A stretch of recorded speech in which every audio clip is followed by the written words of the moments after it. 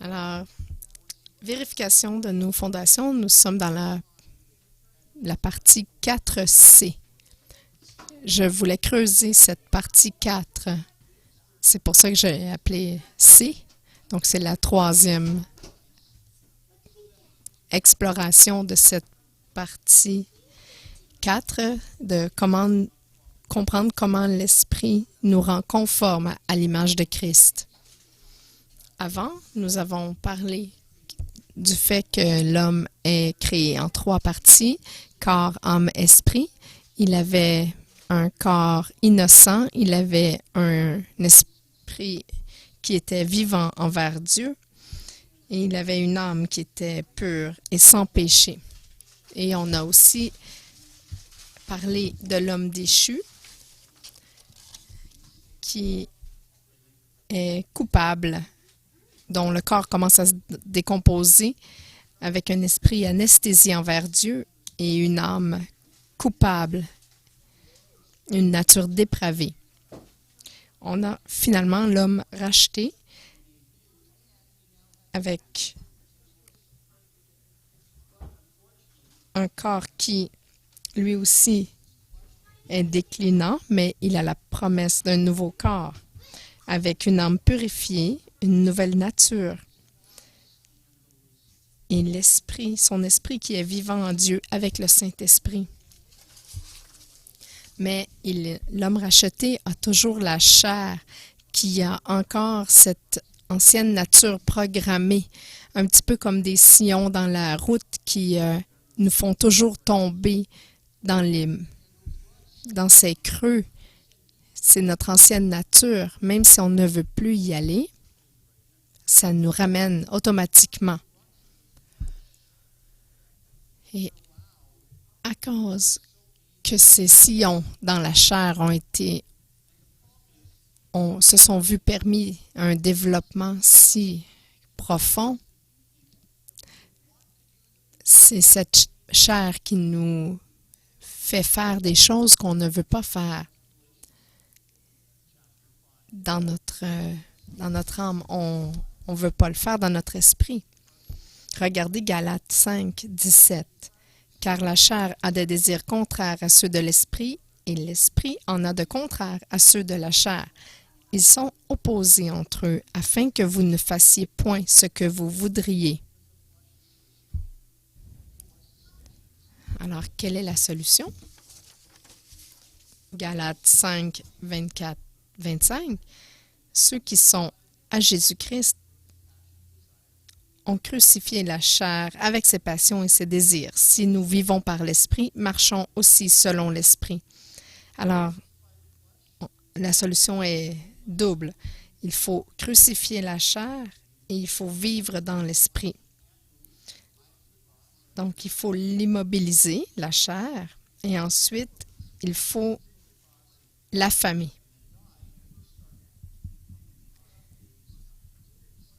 C'est ce qu'on faisait lors de la crucifixion. Les gens étaient immobilisés sur la croix jusqu'à ce qu'ils meurent de faim.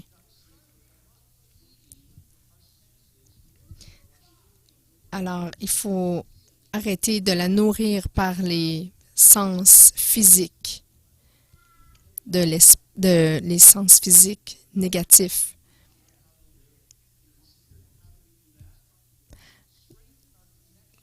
Ensuite, la deuxième partie de la solution pour vivre dans l'esprit, on peut augmenter notre connexion avec l'Esprit Saint par l'immersion avec Dieu et parler en langue. Nous nourrissons notre esprit, notre âme, qui est composée de l'intellect, la volonté et les émotions, par le contenu de l'esprit, qui provient de l'Esprit Saint.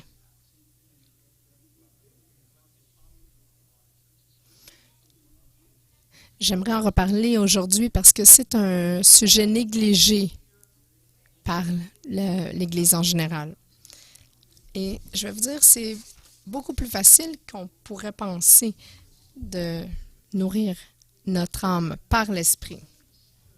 En premier, on doit comprendre que la chair et l'esprit s'opposent complètement. C'est ce que Galates 5, 17 nous dit. La chair a des désirs contraires à ceux de l'esprit et l'esprit en a de contraires à ceux de la chair. Ils sont opposés entre eux afin vous ne fassiez point ce que vous voudriez. Regardez les deux voitures. Qui gagne ici lorsqu'on a deux voitures attachées une avec l'autre qui s'en vont dans des directions différentes? Laquelle va gagner? C'est celle qui a le plus gros moteur. Alors, regardez la petite Volkswagen à gauche. Est petite, elle a un petit moteur, c'est l'esprit. Et la chair, avec ses sillons profonds, a un plus gros moteur.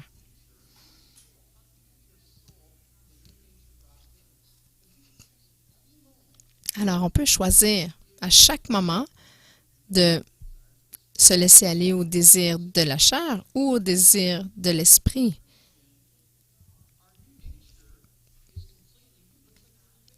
En tant que nouveau chrétien, notre nouvelle nature, elle est là, mais elle est toute petite, comme un petit bébé. Alors, on doit la nourrir pour qu'elle se renforcisse. Regardez 1 Pierre 2, verset 2. Désirez, comme des enfants nouveau-nés, le lait spirituel et pur, afin que par lui vous croissiez pour le salut, jusqu'à temps que la plénitude de Christ soit formée en vous. Ce verset-là ne nous dit pas de devenir pur en essayant d'agir de façon pure. Ça nous dit simplement qu'on doit avoir la bonne nourriture, le bon lait, la bonne nourriture en dedans de nous. Chacun de nous, on a différentes circonstances dans notre passé. Chaque personne a vu sa chair être nourrie de différentes informations. On a tous eu des événements négatifs. Il y en a qui sont nés dans une famille violente, il y en a qui sont nés qui n'avaient pas vraiment de famille, orphelinat, abandonnement, ont été abandonnés. D'autres ont eu des familles aimantes. Donc, chacun de nous avons notre chair qui a été programmée différemment. Alors, vu qu'on vient de différents environnements, la manière de nous nourrir va être différente, mais il y a de la bonne nourriture et de la mauvaise nourriture. Et il faut manger la bonne nourriture de la parole de Dieu. Regardez Psaume 119, 9 à 11. Comment le jeune homme rendra-t-il pur son sentier en se dirigeant d'après ta parole? Je serre ta parole dans mon cœur afin de ne pas pécher contre toi.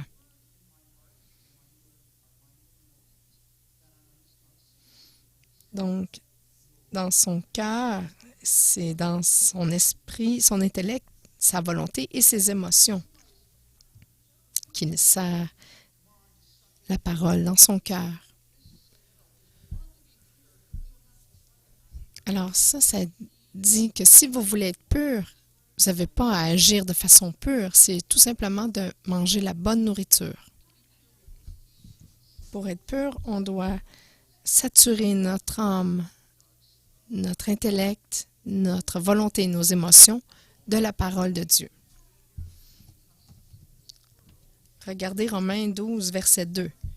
Ne vous conformez pas au siècle présent, mais soyez transformés par le renouvellement de l'intelligence.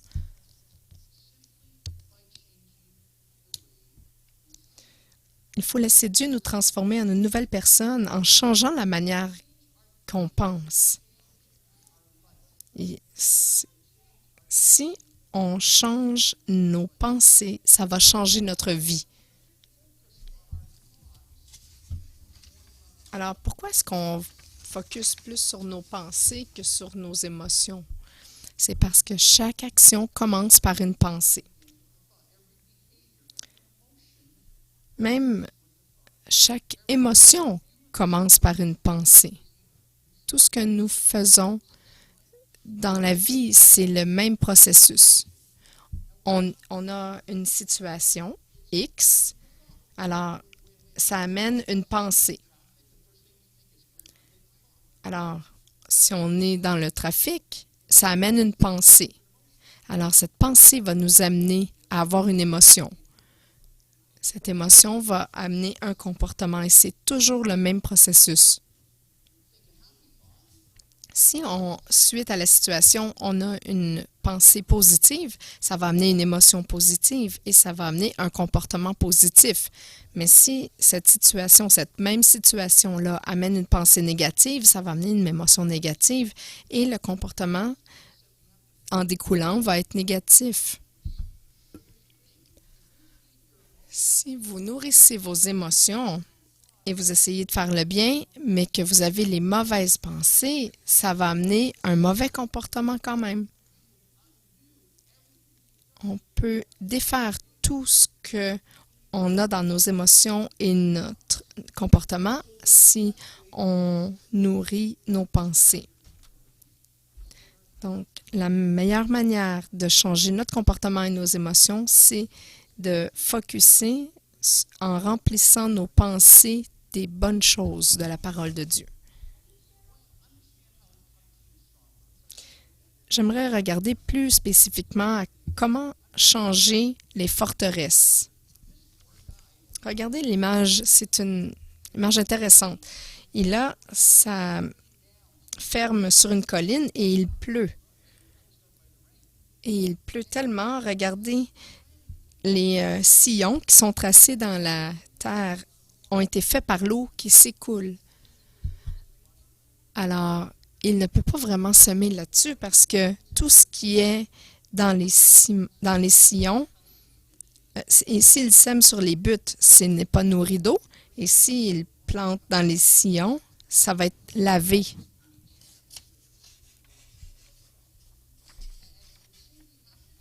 Et il y a la même chose qui peut se passer dans notre cerveau en pensant les mêmes choses constamment.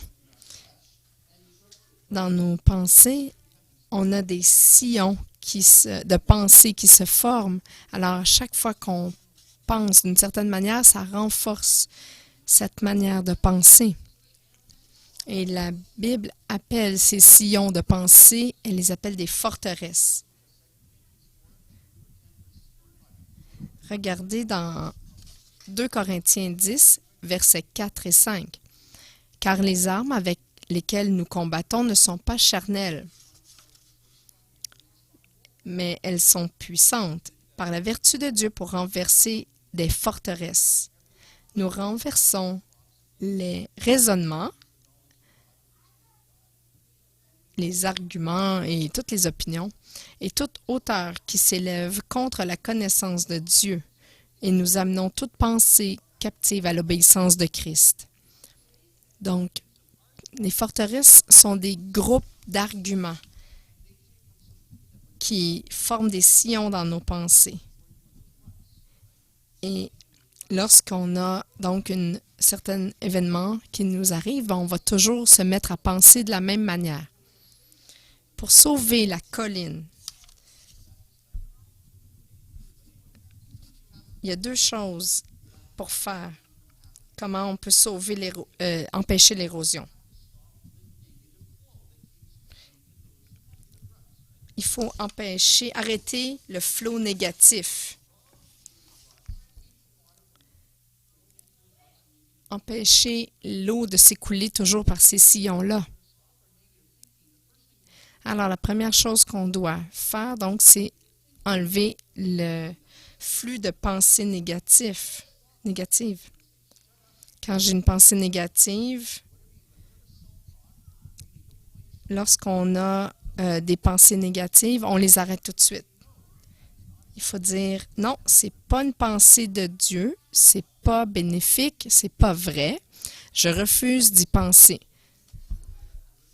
J'ai un ami qui était schizophrène et il s'est délivré et il a eu la délivrance. À chaque fois qu'il avait une pensée, il a dit non, c'est un mensonge. Alors, il a refait les sillons neuronaux de son cerveau en surveillant ce qu'il pensait et en refusant les mensonges.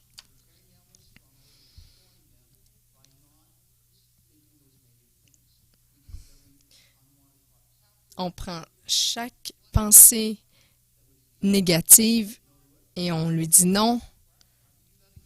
On l'amène à l'obéissance de Christ. On construit des barrages contre le flot des pensées négatives.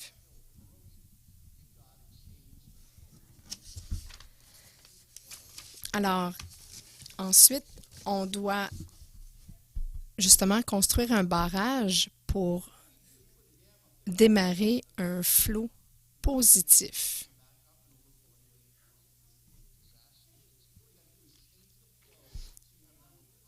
Alors, il faut vraiment encourager un flot positif d'eau.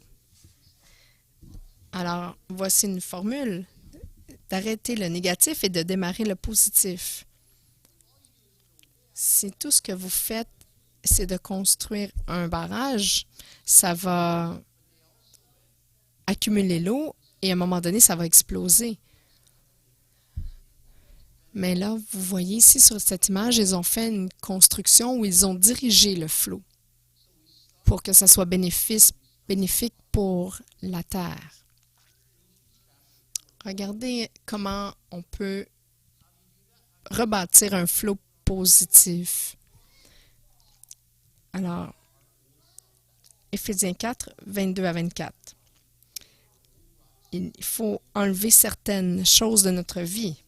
Donc, eu égard à votre vie passée, du vieil homme qui se corrompt par des convoitises trompeuses, à être renouvelé dans l'esprit de votre intelligence et à revêtir l'homme nouveau. Cette nouvelle information, ces pensées divines qui ont été créées d'après la ressemblance de Dieu. Elles font partie de qui Dieu est. Alors, qu'est-ce qu'on fait? On enlève le vieil homme et on remet l'homme nouveau. Revêtir l'homme nouveau, créé selon Dieu dans une justice et une sainteté que produit la vérité. À chaque jour, on doit enlever le vieil homme et remettre l'homme nouveau, qui est renouvelé dans son intelligence.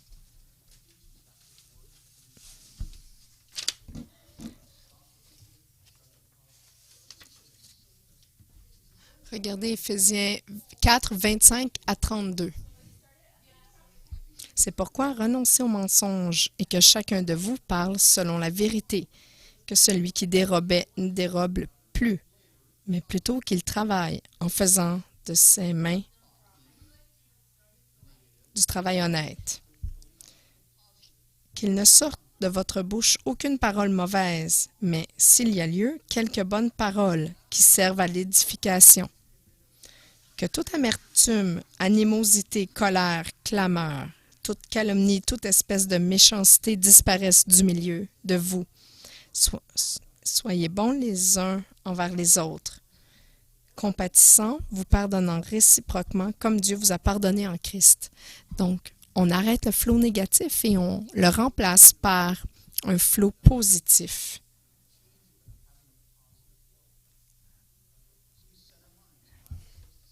Alors, nous décidons et nous choisissons de concentrer notre pensée. Regardez Colossiens 3, verset 2. Pensez aux choses qui sont en haut, non pas à celles qui sont sur la terre.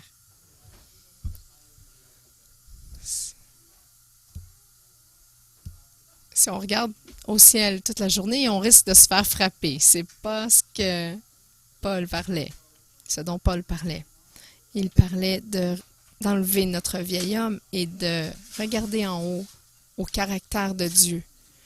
Alors, arrêtez le négatif, donc enlevez le vieil homme et remettez l'homme nouveau. Colossiens est un très bon livre pour focusser, à concentrer notre pensée, de décider de mettre notre pensée sur le positif. Il faut se départir de l'ancien mode de pensée. Colossiens 3, 5, 8 et 9. Mortifiez donc vos membres qui sont sur la terre, la fornication, l'impureté, les affections déréglées, la mauvaise convoitise, la cupidité, qui est aussi de l'idolâtrie. Mais maintenant renoncez-vous aussi à toutes ces choses, colère, courroux, malice, injures, paroles honteuses venant de votre bouche. Ne mentez point l'un à l'autre, ayant dépouillé le vieil homme avec ses actions. Donc, maintenant qu'on s'est départi de l'ancien, on commence le positif et on revêt l'homme nouveau. Colossiens 3, versets 10 à 14. Ayant revêtu le nouvel homme qui est renouvelé en connaissance selon l'image de celui qui l'a créé. Revêtez-vous donc d'entrailles de miséricorde, de bonté, d'humilité, de douceur, de longanimité, en supportant l'un l'autre et vous pardonnant les uns les autres.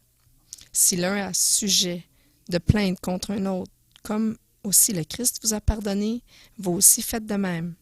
Et par-dessus toutes ces choses, revêtez-vous de l'amour.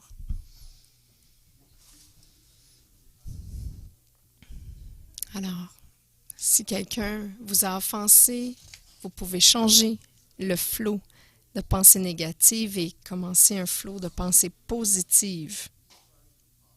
Enlevez le vieil homme et revêtez l'homme nouveau.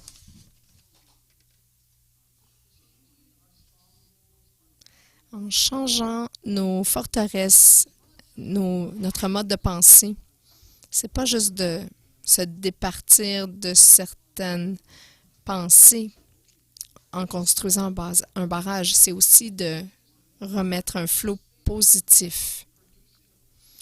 Et ce qui est intéressant, c'est que plus qu'on passe de temps à construire un flot positif, comme Philippiens 4, versets 4 à 7 dit, ça va être de plus en plus facile.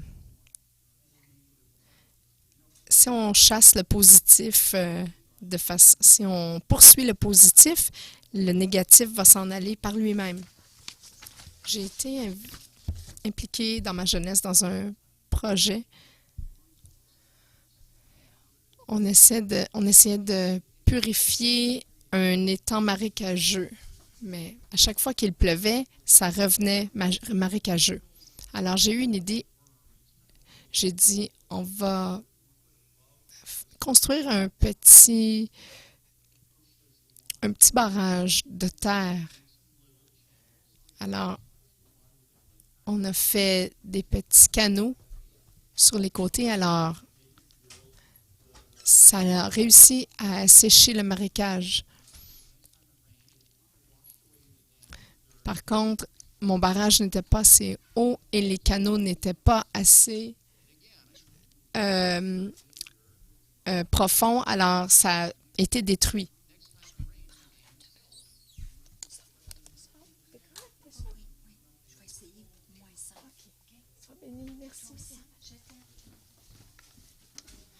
Mais dans tout ce processus-là, j'ai appris de cette expérience-là qu'il fallait que je construise mon barrage plus haut et mes sillons plus profonds la prochaine fois. Alors, je l'ai mis en pratique. Alors, la prochaine fois qu'il a plu, l'eau de pluie a pu s'écouler par les canaux et le marécage a pu s'assécher. Et la fois d'après qu'il a plu, non seulement l'eau a commencé à s'écouler par les canaux, par les sillons, mais les canaux sont devenus de plus en plus profond. Alors, ça a amené toutes sortes d'effets positifs. On a pu construire sur cette terre asséchée maintenant. Mais la chose la plus extraordinaire qui est arrivée, c'est que si j'avais choisi, parce que j'ai choisi de les creuser plus, ils ont commencé à travailler pour moi. Parce que c'est devenu plus facile alors que l'eau m'aidait dans mon travail à creuser le sillon, toujours de plus en plus profond. Alors, à chaque fois qu'il pleuvait, je n'avais qu'à m'assurer que l'eau s'écoulait à la bonne place et j'avais de moins en moins d'interventions à faire. Ceci, c'est pour illustrer que c'est la même chose avec nos pensées. Plus qu'on encourage les pensées pures et justes, divines, alors, on commence à construire des canaux, des sillons positifs dans nos pensées et ça devient de plus en plus facile à penser de façon positive. Pour toujours avoir des pensées des pensées divines de plus en plus faciles. Et ces émotions positives vont amener un comportement positif. Alors, comment on fait? En fait, ce que j'illustre ici, c'est que nous choisissons notre vie en choisissant nos pensées. Regardez Romains 8, verset 5. Dieu nous a dit ça il y a 2000 ans, plus de 2000 ans. Quand ceux qui sont selon la chair ont leur pensée aux choses de la chair, mais ceux qui sont selon l'esprit, aux choses de l'esprit. Alors, les gens qui mettent leur pensée sur les choses de l'esprit vont pas combattre pour se départir des pensées négatives et des émotions négatives.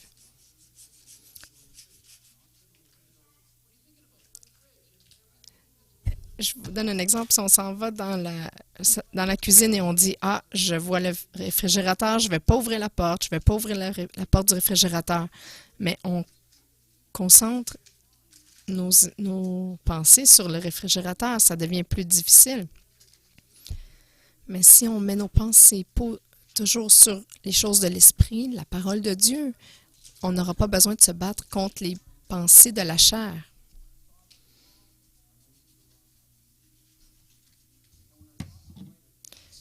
Quand nos pensées sont pures, nous maturons et nous pouvons atteindre la plénitude de Christ.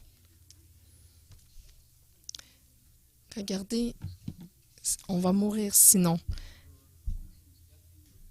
Mort dans nos pensées, dans nos comportements, dans nos relations, dans le mariage, au travail. Regardez Romains 8, verset 6. « Car la pensée de la chair, c'est la mort.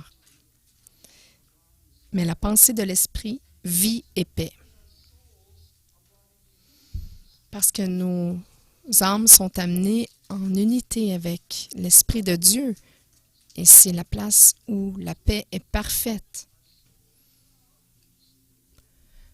Alors nous devons nourrir notre âme des choses de l'Esprit.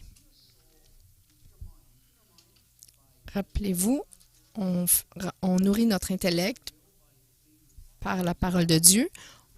On nourrit notre volonté en obéissant à l'Esprit et on nourrit nos émotions en pensant à des émotions positives, en cultivant la reconnaissance et la gratitude. Si notre esprit, notre intellect est renouvelé, nos émotions vont être renouvelées et notre volonté va être renouvelée aussi. Notre but principal est d'être rendu conforme à l'image de son Fils.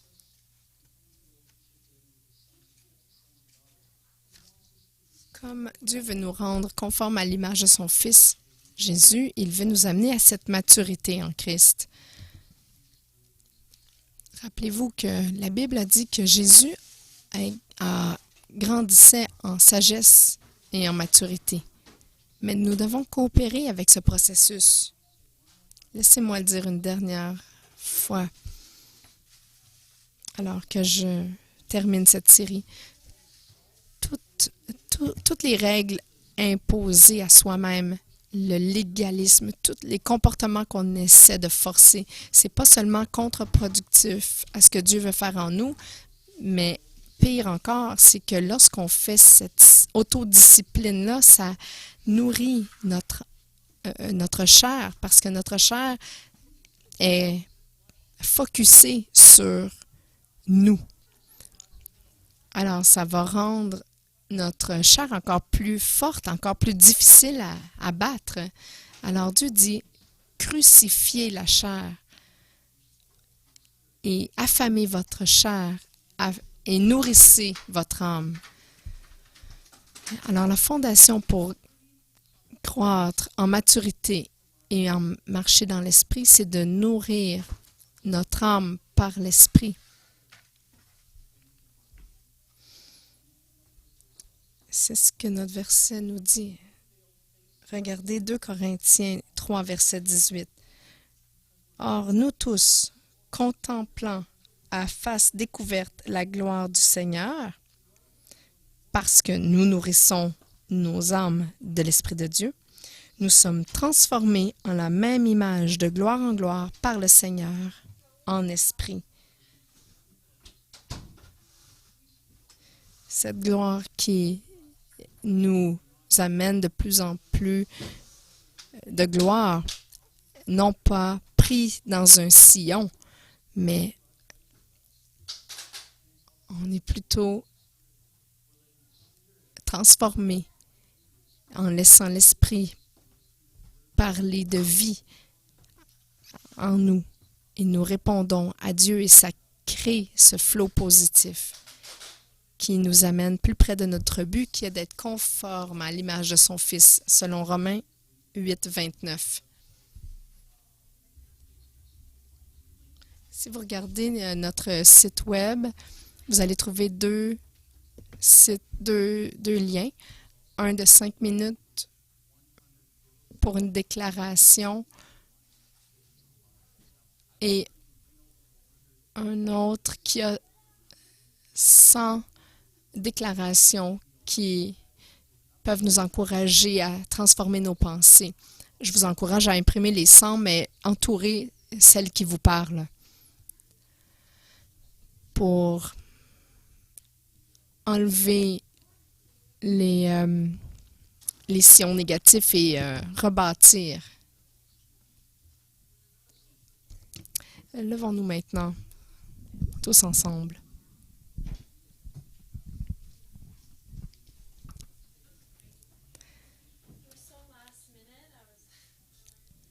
J'espère que j'allais pas trop vite pour la traduction, mais j'ai rien vu revoler, alors ça devait être correct. Alors, arrêtons de nous condamner, parce que c'est ça que la chair fait. Et concentrons-nous sur Dieu. Ta parole est vérité et vie. Notre but, c'est d'être conforme à l'image de ton Fils Jésus, jusqu'à la plénitude et sagesse de ton Fils unique, Jésus. Alors, Seigneur, nous te demandons cet après-midi, aide-nous par ta grâce. J'aime le message de Pasteur David la semaine dernière.